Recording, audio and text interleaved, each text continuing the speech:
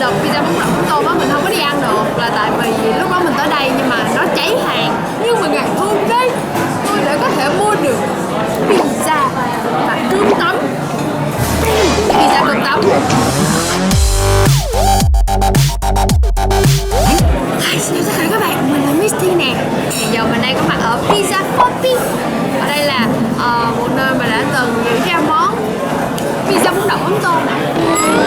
Thật ra hình như là đợt này á, đợt pizza bún đậu mắm tôm á mình không có đi ăn được là tại vì lúc đó mình tới đây nhưng mà nó cháy hàng. Nhưng mà ngày hôm đấy tôi đã có thể mua được pizza và cơm tấm. Pizza cơm tấm. Cùng xem nó như thế nào nha. Let's go.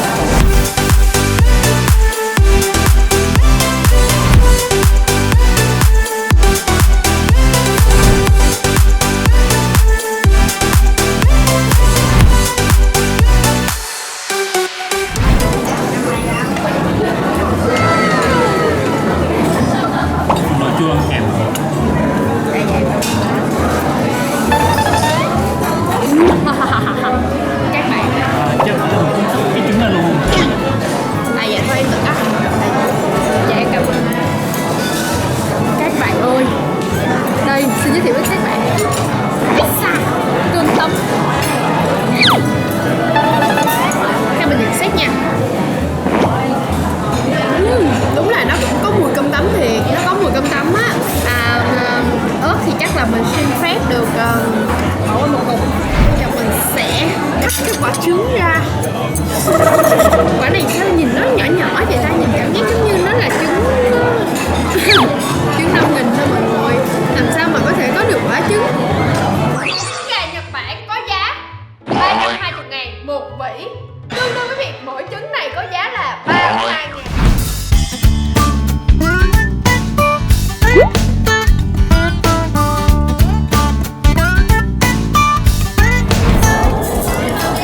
Nói là tôi cố tình cắt một miếng pizza luôn á.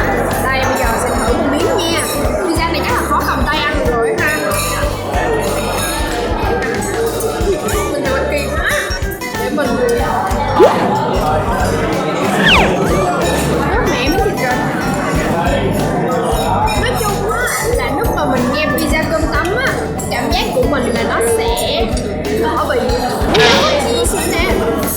nó sẽ đỡ bị ghê hơn là pizza bún đậu mắm tôm. Ok, để mình xem nha. Thành phần ở trong pizza thì gồm có một cục thịt sườn, chắc chắn là phải có rồi, trứng chắc chắn luôn. Ngoài ra còn có bì, hành phi, với lại phô mai. Có bì, hành phi, phô mai với lại đó. Thì thành phần chính của món pizza này là gồm có như vậy với lại một cục ớt. Bây giờ mình sẽ cắt nó ra thử, xong mình chấm với nước mắm ăn thử nha. Mình một chiếc pizza như thế này á, nó có bán một nửa nữa, một nửa thì sẽ có giá là 90.000. Thì mình nghĩ chắc là cái một nửa là để dành cho giống như là bạn nào muốn thử á, muốn ăn thử thì có thể mua thử. Còn mình thì mình ăn full luôn là sẽ có giá là 190.000. 190.000.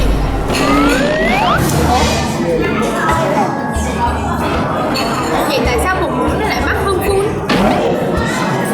Một nửa 90.000 chứ hai cái gộp lại phải là 180.000 chứ. Sao hai cái gộp lại là 190.000?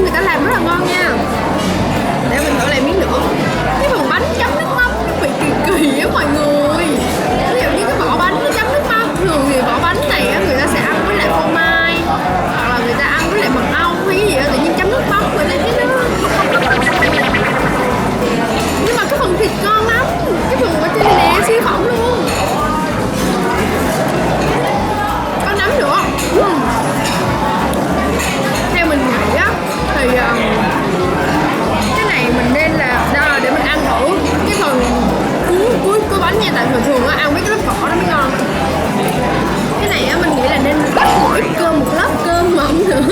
Kiểu mọi người mình nghĩ ra rồi, nếu như mà mọi người muốn làm pizza mà cơm tấm á, mọi người phải làm cái đế này nè, không phải là cái bánh mà là cơm chiên, cơm cháy, đừng đâu.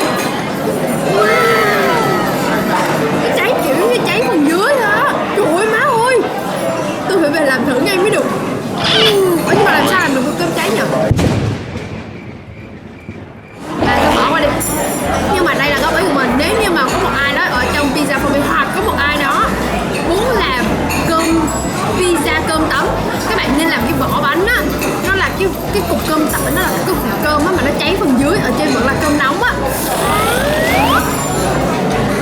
Ủa quá xong đây không có gì ta. Giờ này tôi đọc nhiều chuyện về nấu ăn lắm.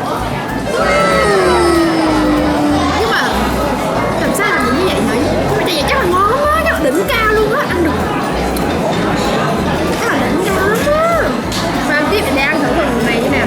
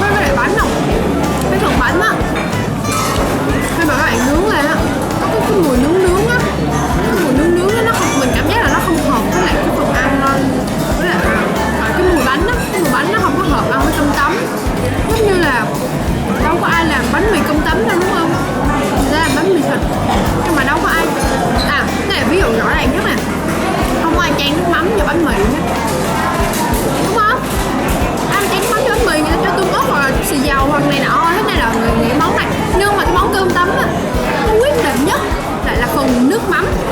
Thế nên là nếu mà ăn cơm tấm